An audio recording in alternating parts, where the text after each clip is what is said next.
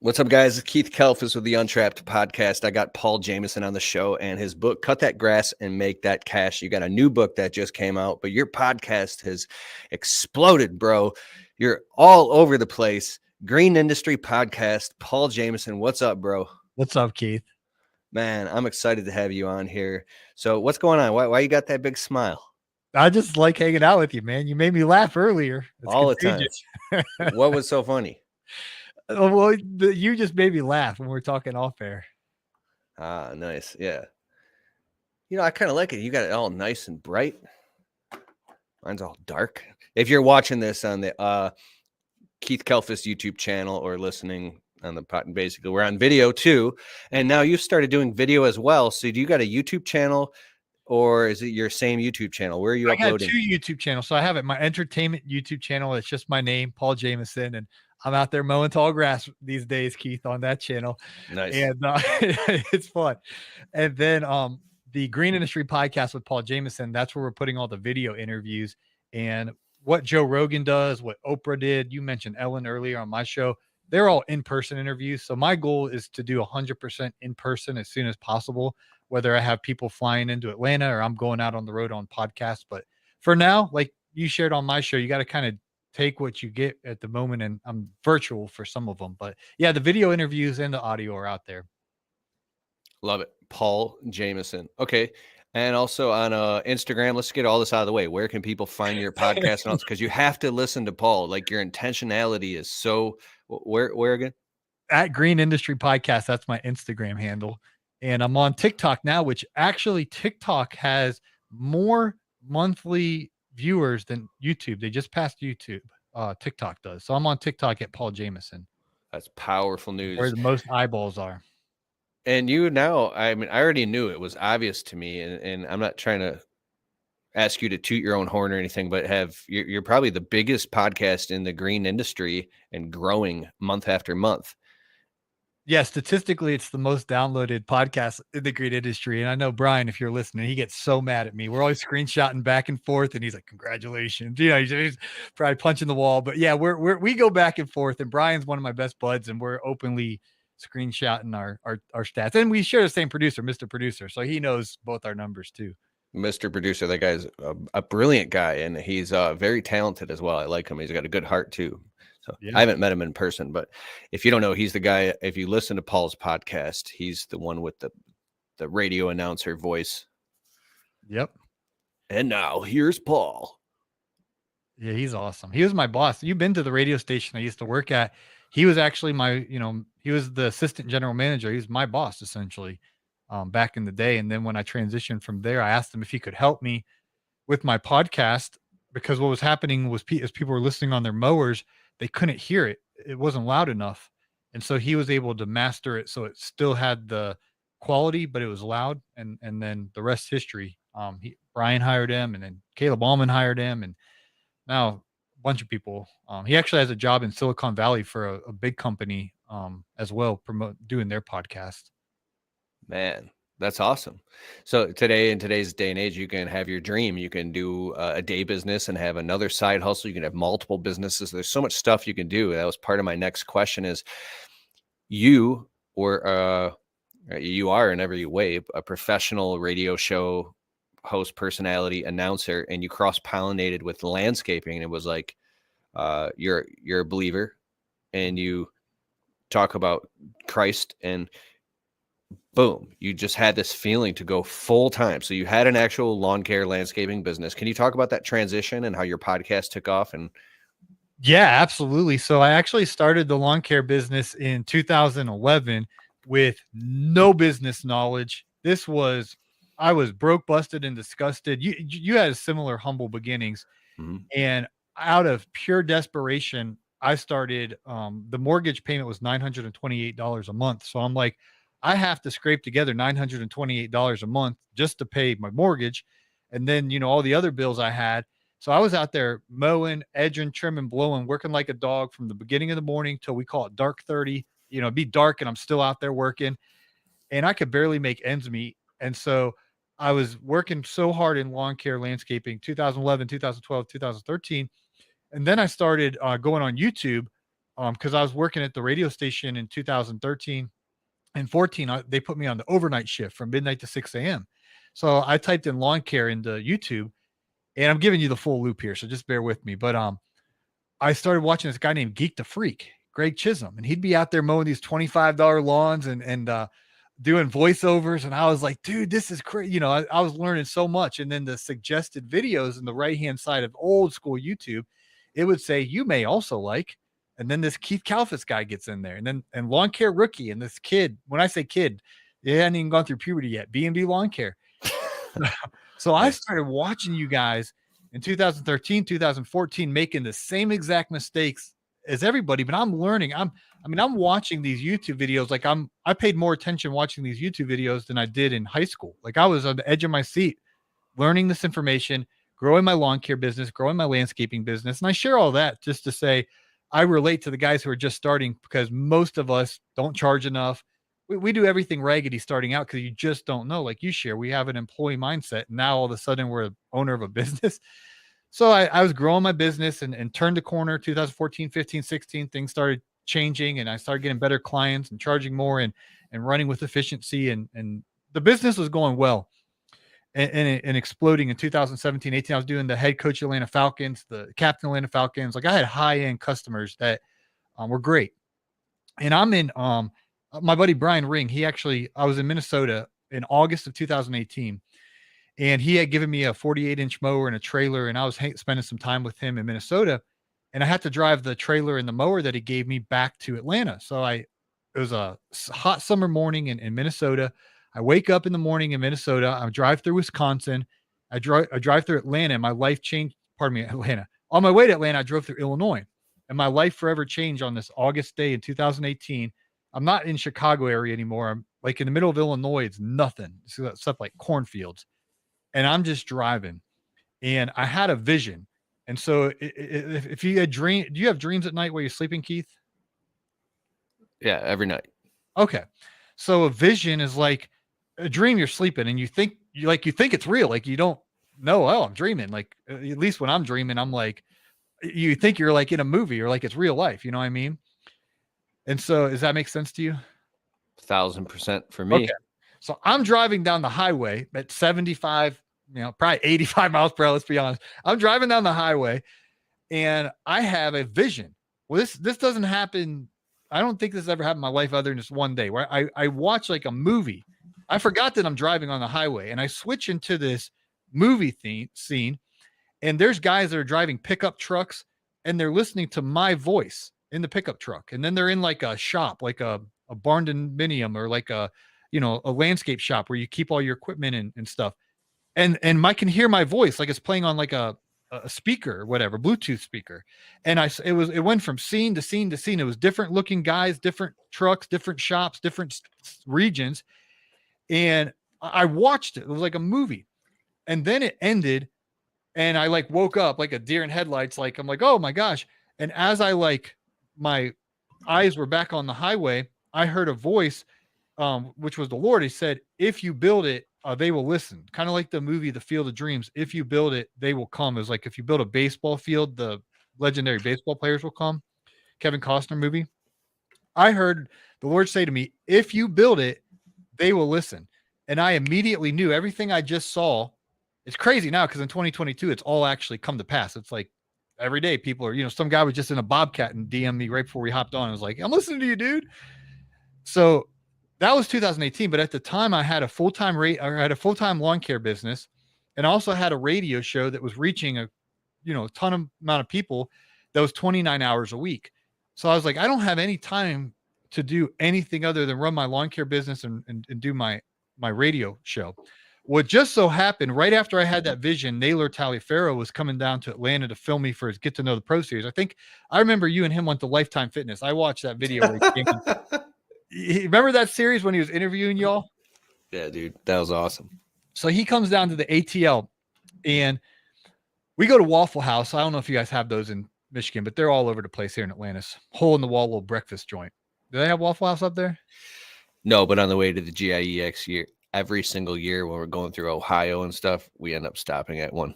Okay. So me and Naylor, we're sitting in Waffle House, which you guys are down south, it's It's raggedy. We're just sitting there.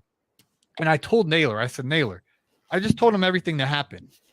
And Naylor's really, he comes from retail management. And he's really kind of matter of the fact, straightforward. And he's like, well, you got to start a podcast.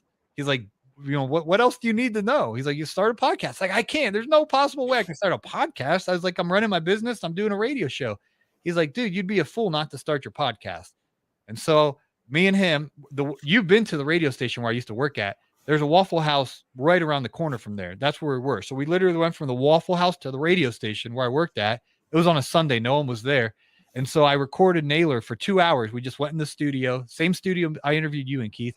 And me and Naylor talked for like 2 hours and had so much fun. And he's like, dude, I got to go to the airport. I'm about to miss my airplane. And so I chopped those 2 hour interview into 3 different shows. And those were like my first few episodes. And so I started that podcast 2018 and I started cranking out content. Well, the audience started growing throughout 2018, throughout 2019. By the time 2020 came, the show was like really popular and for a niche like lawn care. And I started feeling this responsibility, like, man, every single morning people are depending on me to provide value to their life. But I was so preoccupied just running my lawn care business that took all my time, energy, and effort. And so I was in this predicament in 2020 where I was like, I can't juggle this anymore. And so I put a 2 weeks resignation into the radio station, which if you're in broadcasting and you have a primetime show on a major Atlanta radio station, you're like the top of the career. You know what I mean? It's like, made no sense, but I put a 2 week resignation in and I quit the radio job. And then I said, I'm going to start, it's going to probably take me 2 years, but I was like, I'm going to start a transition from the lawn business into the podcasting and do the podcasting full time and be a servant, like provide the highest quality audio and then the highest quality content possible on a daily basis every morning to help folks avoid the mistakes that you made, Keith, that I made in my early days and to really start taking the business to the next level. And it was blowing my mind that millionaires were listening to me, even in 2020. I was meeting people who are net worth millionaires. It's like, dude, I love your show. I listen to your show. I was like, what? Like, you listen to me? I was like, yeah, dude. And I was like, my mind was just blown. Like not just the Chuck and the trucks that are listening to me. And I love that. I used to be Chuck and the truck, but like actual, like very established, successful people were listening to the show as well. And it put so much pressure on me in a healthy way, but in a very real way. It's like, dude, I have to step up my game. And so I started transitioning to my schedule. It wasn't like an overnight switch, but it was like, okay, I was giving 90% of my time to lawn care and 10% to my podcast. And then it was like 80-20, it was like 70-30, 60-40, 50-50. And now the scales tipped to where the main part of my time is podcasting. I'm a full-time podcaster now. And then the landscaping is like the side hustle now. I was actually doing a little job this morning with my buddy Joe, but it's switched gears to where it's now my main time. Best of Paul is going to podcasting now. I'm just letting that just sink in, bro. There was so much valuable information. So one of the things that you said was, man, when guys have $1 million businesses listening to you and you're like, you're listening to me, but then it put pressure on you in a positive way. So if you, and everybody listening right now, if you only knew the people that were watching and paying attention, there are people that are watching, but maybe you're just not on your game yet, but they're watching. And if you were only aware that if you just stepped up to the plate in this whole, and I don't mean, I know you're hustling. I know you're working hard. I know you're out there getting it and doing everything you can, right? But if you just took yourself more serious and was more consciousness, had more consciousness around that at the next level, you know what? It's like you're stepping into it and you're owning it, that you really are a professional. You really are the man that you always wanted to be. I am that. Boom. That very decision alone changes and makes all these opportunities just start falling in your lap, but they were already there. They were just waiting for you to be ready. And when you're ready, boom, it's like that. And so a lot of us don't look at ourselves and see how much we actually have going for ourselves. And it's like, so what was it about you that gave you the courage and the confidence to step into it? Was it a pure faith thing? Were you scared? Like, I think for me it was my schedule. I was looking at starting work at, in the morning and working till dark 30. I realized there's no way I'm going to be able to build the type of show that I want as a little bit of leftovers at 10:30 p.m. or 11 o'clock p.m. because I'm just so tired after I worked all day. So I was like, I have to start restructuring my schedule to where at 10 a.m. in the morning or 1 p.m. in the morning, it doesn't have to be every day, but I can set aside a day to batch content and give like the best. Like actually wake up in the morning, I go to the gym, I eat a healthy breakfast, and then I go to the studio while on my energy levels at 90 or 100%, and I bring like my best to the broadcast rather than working all day and then 10:30 at night throwing on the video camera or the audio and you know what I mean by leftovers. Like I got nothing to give to anyone because I'm exhausted. I'm ready to go to bed. And so I don't remember the exact question, but I had to figure out a way. How can I, let's just use Mondays as example in real life to this year. Mondays is my batching day. So I try to get as much content. I get in the studio about 9 a.m. and I'll work maybe till 7 or 8 p.m. on Mondays, but I can batch like 6 or 7 episodes on a Monday that are really good with all my energy. And so I had to carve out the time in my schedule so that I could make better shows. And in order to do that, I had to let go of revenue and let go of business to create that content. And I can hear your audience say, well, you should have just hired someone else to do it or whatever. And I tried that and it stressed me out. I couldn't manage someone else managing my business and do this podcast. So I kind of had to cut my losses and go I all. mean, to back you up on that, well, actually, they just got rained out. So I got a couple guys just, I hope they finished. I don't know if they finished, but they're on a job. And just dealing with all the administrivia of managing people, I don't like managing people. It's so much work that it sequesters your bandwidth and ability to do other things because I mean this is real people like but it sounds like for you it's like it fits like a glove. You get in where you fit and you understand it, you're consciously clear about it, and it's like different strokes, different folks. It's funny how how like critics, people will come out and say things, well, why would you do that? That's stupid. Or I would have done this. Or like, well, that's what you would have done. That's what maybe you would have like. People are so quick to criticize other people and trash talk when, but hey, when you put your stuff out there on social media and you talk and you do have a podcast, you are opening yourself up to criticism. So, Well, and I but think go ahead.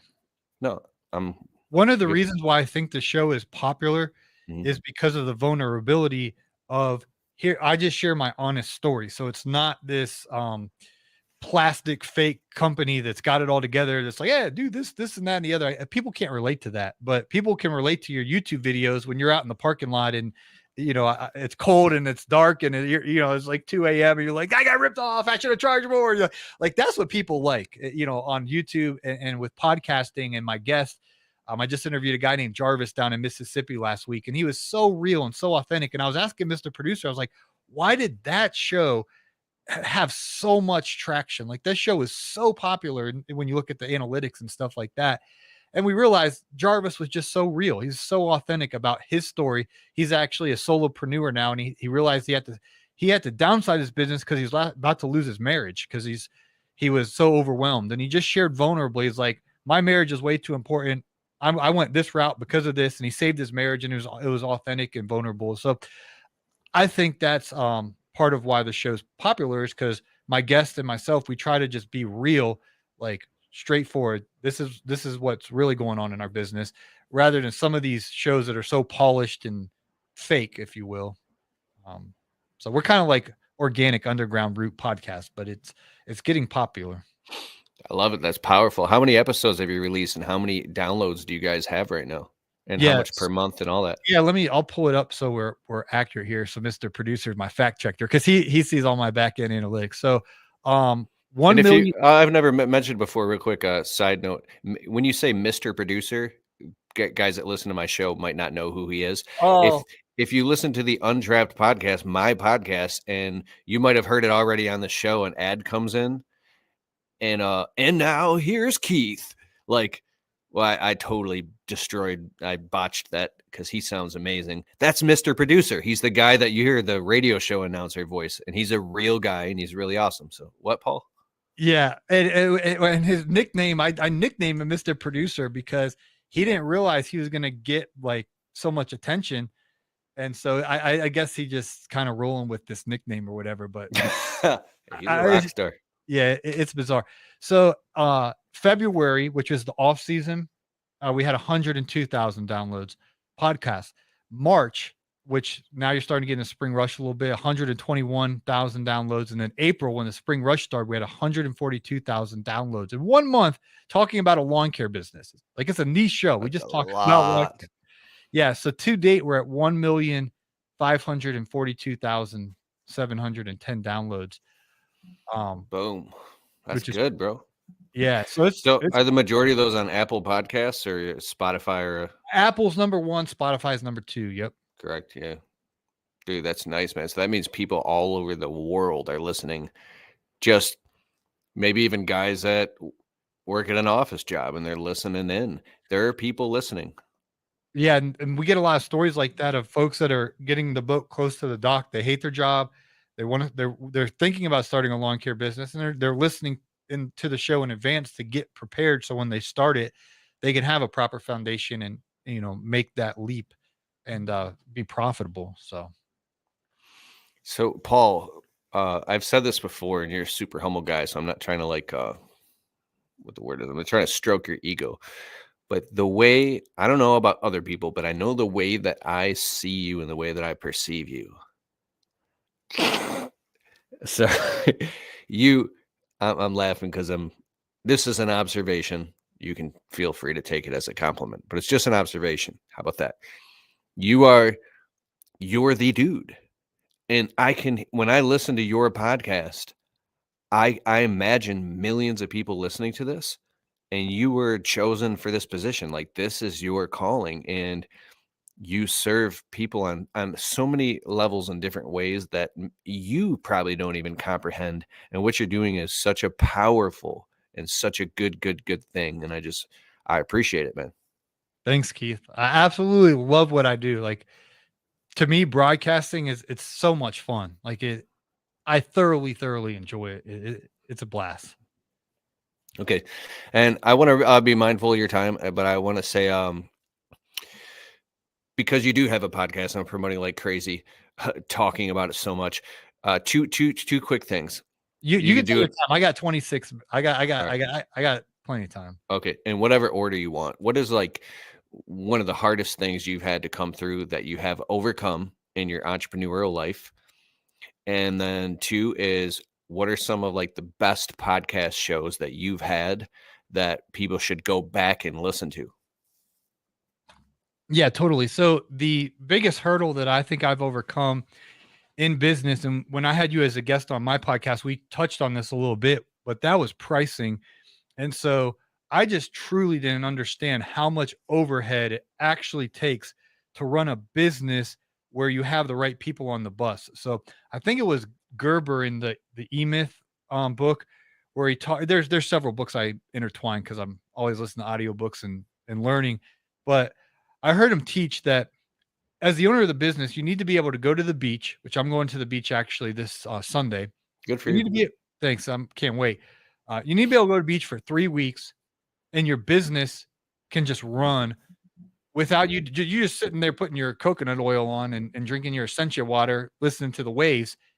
And the general manager's running your business, and the salesman's doing his job, and the bookkeepers are doing their job, and the technicians are doing everything's running in your business. And you as the owner, you're not wearing all those hats. And so what happened was when I started my business, I didn't have that vision, and I was wearing all the hats, and my prices were so low. I was able to pay my bills and pay myself, but then it was like, that was it.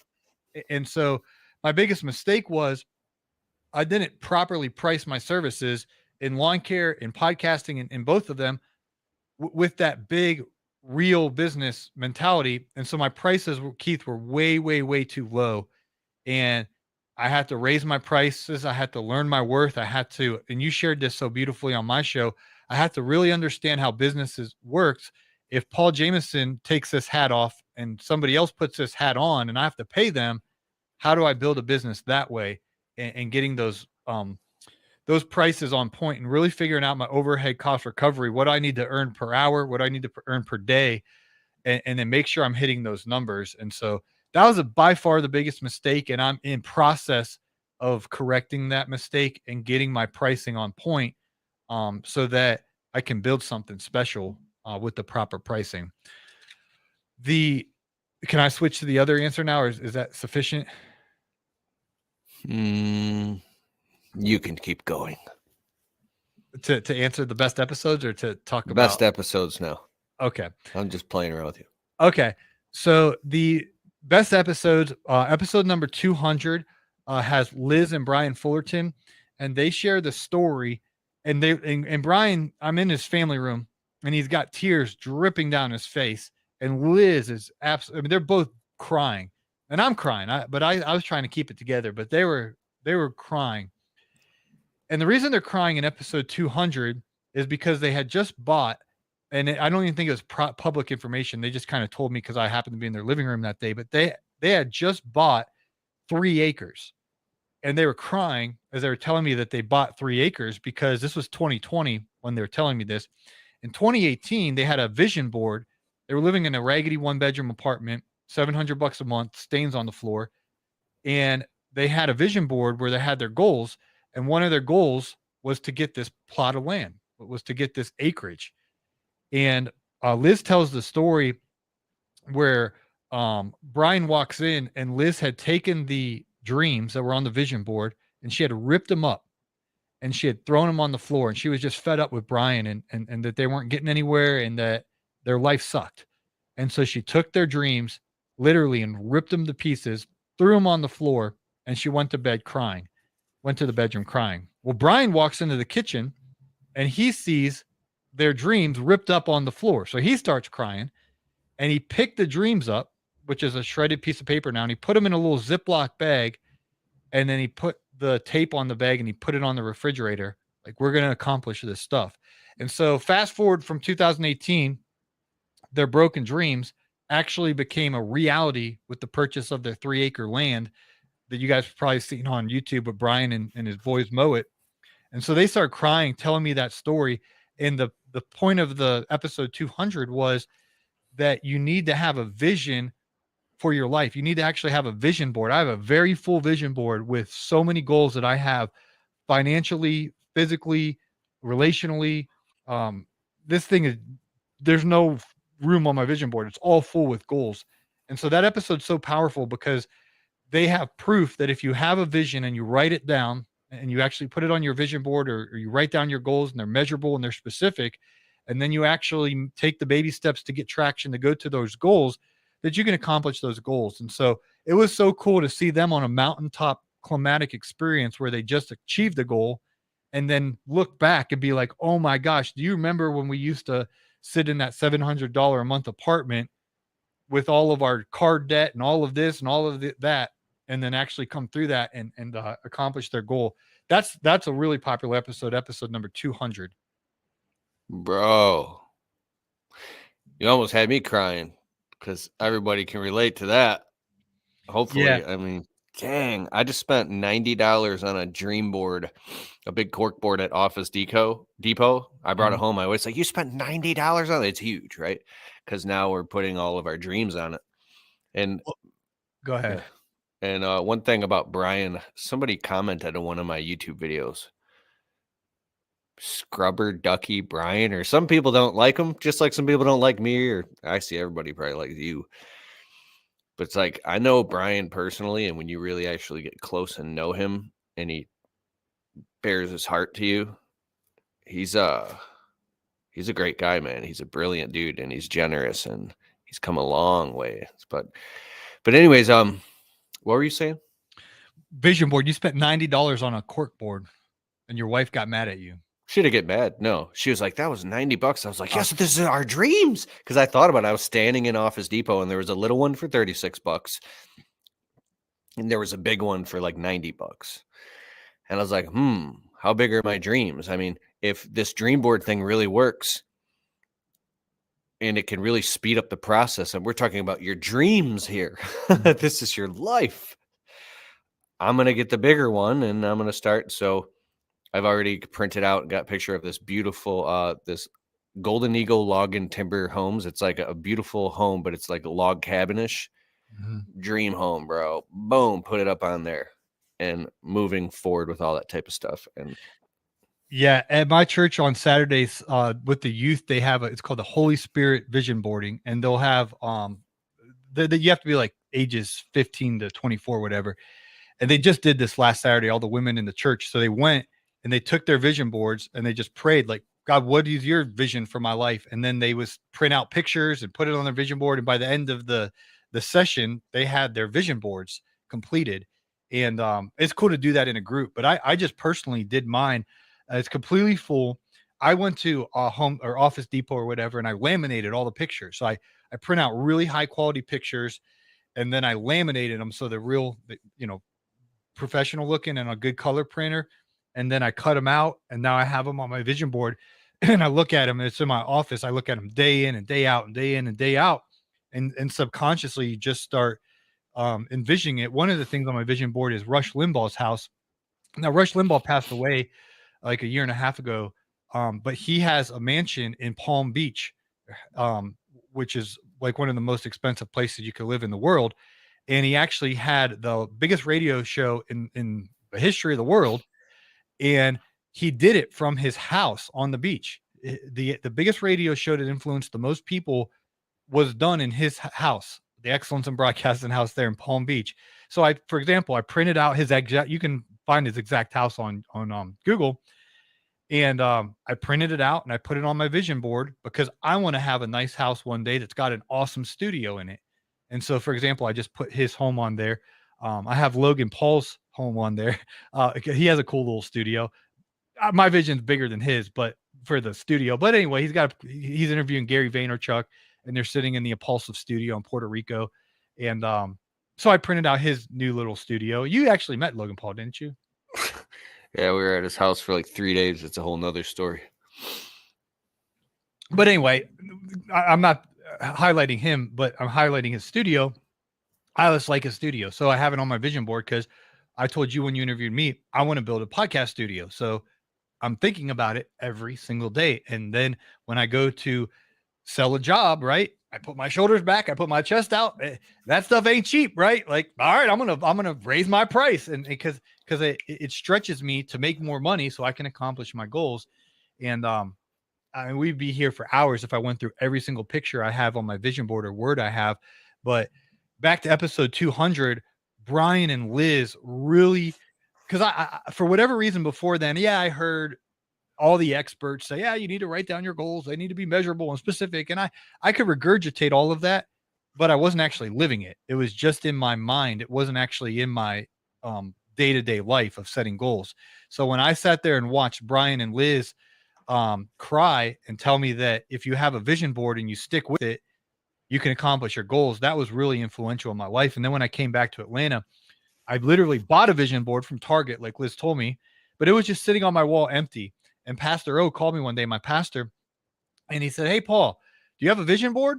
And I said, I actually have one. I have nothing on it, but I have one. And he's like, I really feel like you need to get with the Lord and find out what his plan is for your life, and then put pictures that represent that in words. And so I've done it. So anyway, I share all that. You asked me what my most influential episode was. It was episode number 200 because it transformed my personal life. I take vision boarding and goal setting so serious now. And I've gotten so much traction. I've had more traction in the last 2 years than the previous 10 years. My life moved so slow for like 10 years. And then the last like month or year and a half, it's been like, woo, like the needle has moved so much. It's just like, some days I'm just like, this is crazy how much things are excelling. Bro. When you describe stuff, I'm actually experiencing it. I've left my physical space and I'm in this dream when you talk. Phenomenal. I want to stop right there. That's good. I want everybody to go check out Paul Jamison and the Green Industry Podcast. Go there on Apple or Spotify. It'll pop right up and subscribe. Thank you, Keith. I appreciate you having me on the show. Man, if you don't already, go get a dream board. I'm now gonna go buy a high quality printer and a laminator and make it Well, like super. you can just go to Office Depot, and what I did is I had downloaded all the pictures on my phone. So when you go to Office Depot, they have a really high quality printer there. It's going to print it way better than a personal printer. Mhm. And so you just type in, it'll give you like an email address on that printer at home at Office Depot, and then I just go on my phone and I open up my email and I type in that email address, and then I send all the pictures from my phone to there. And their printer, it's so nice. Like it looks, Oh, yeah, because you want to use their printer but where did you get them laminated? at Office Depot as You well. did it all right there. So you just got it Oh, all Office together. Max or Office Depot, yeah, they have a little in the corner of the. If you walk in the door to the one I go to, it's Office Depot or Office Max. I don't know. They got Shaquille O'Neal like advertisements all over there. So you walk in there, you can go to the right, and they have like a printing center, and you print it first on high quality color printer, and then you go to the guy working there, and he'll look at you like, "What is all this?" You know what I mean? Where do you get the high quality images? Do you go to Google Images and then you churn Yeah, over the only yeah. high quality? I just go in Google, type in images, and I look for like the best of the best of the best pictures, and then you ask the person at Office Depot to laminate everything, and then they'll offer to cut it. But I'm so particular about it. I'm like, I'm going to cut it. So they have a big cutting board there, and I cut it, and it's just wild. Even what's on my vision board now, how much traction I'm making towards some of these goals. It's scary. One of my visions at night, who here, man, I'm opening up another loop, so I'll just make it quick. I love to go on eBay. I love old, expensive vintage microphones. I have an obsession with it, and I've never told anybody this. Like Telefunkens, Neumann U87s, the original blue Bluebird made in Latvia, freaking U47s, a step Wyman. Oh, the blue actual bottle mic with the different mic attachments. Then you got the you got the Rode. This is not old vintage, but you got the Rode Procaster. You got the Rode Broadcaster. Then you got the MXL BCD one. Is that what you're on right now, Yeah, that's what I'm or using. is that the REV 320? No, it's the MXL BCD1. Then you got the Heil PR40. You got all these different. You got the Shure SM7B, and I love the different tones and characteristics and nuances of these different mics. Like I just spent $1,000 on the MKH 416 Sennheiser. It's a professional movie grade I think that's shotgun Mr. microphone. Producer has that one. Yeah. Yeah, no, but these microphones don't lose their value. If anything, they go up in value. So they're actually like, you know, uh, real collector's items. But anyways, that's a whole different thing. But whatever motivates you, man. Whatever motivates you. Yeah, and you have to have a vision with everything that's going on in the world today. You'll get sidetracked or distracted so easily if you don't have a vision of what God put you on this earth to do. And if you don't know, if you're like, I don't know, that that's an emergency mode. We got to figure that out. And then once we figure that out, we gotta have that vision, so that during the day at 10 a.m. or 11 a.m. or 12 noon, I got to ask, is what I'm doing right now helping me accomplish, I would call it God's will, or am I distracted on something that's a distraction and vanity? And it really helps me to stay focused so that I'm making the most of every single day, and having a schedule and sticking to it, living a very intentional life, the power of a focused life. 1,000%. I went to bed last night. I was a little stressed out over the last week. We had to reschedule our show here because my basement had a mild flood, and now it's an insurance thing, and that's stressful when it happens in your basement. But I pray to God, please make whatever your will is for my life. Let that be done. I want your will, not my will, because your will is obviously the best will, even if it's something I don't like. This whole thing of surrendering, and like I've learned that from you. I've called you and you've prayed with me over the phone and things like that. And like, thanks so much, Paul. You're a great influence on me. And anyways, let's wrap this up. Check out Paul's book cut that grass and make that cash. You can find it on Amazon, anywhere books are sold. You probably got an audiobook version on audible.com, do you? Yep. Do you have a new book out too? That cash. Yeah, the new book is narrated by Mr. Producer. Nice. 101 proven ways to increase efficiency and make more money in lawn care. It's literally point 1, point 2, point 3, point 4. I go through 101 practical tactics that you want to make sure you are doing to make more money in business. And so it's 101 proven ways. Paul Jamison. Anything else you want to say before we go? Yeah, come hang out with us on the Green Industry Podcast. And I got another secret project I haven't publicly announced yet, but just hang out with us on social. And when I let the cat out of the bag, you'll know. Awesome. Thanks everybody for listening. And if you like the show, go to Untrapped Podcast on Apple or Spotify. Leave us a well-worded, positive 5-star review. It helps boost the ratings of the show. Hey, you're a podcast professional. Is there anything else that I should be asking them, Paul, at the end? What do you do? I do one really good call to action at the end of the show. Yeah. And then what I have to start doing better is after that call to action is asking for a rating and review. So I think you did a pretty good job, Keith. Awesome. Please go leave the review. It'll take you 60 seconds. All right. Later, guys. Thanks, Paul. Go check out the Green Industry Podcast. Bye. See ya.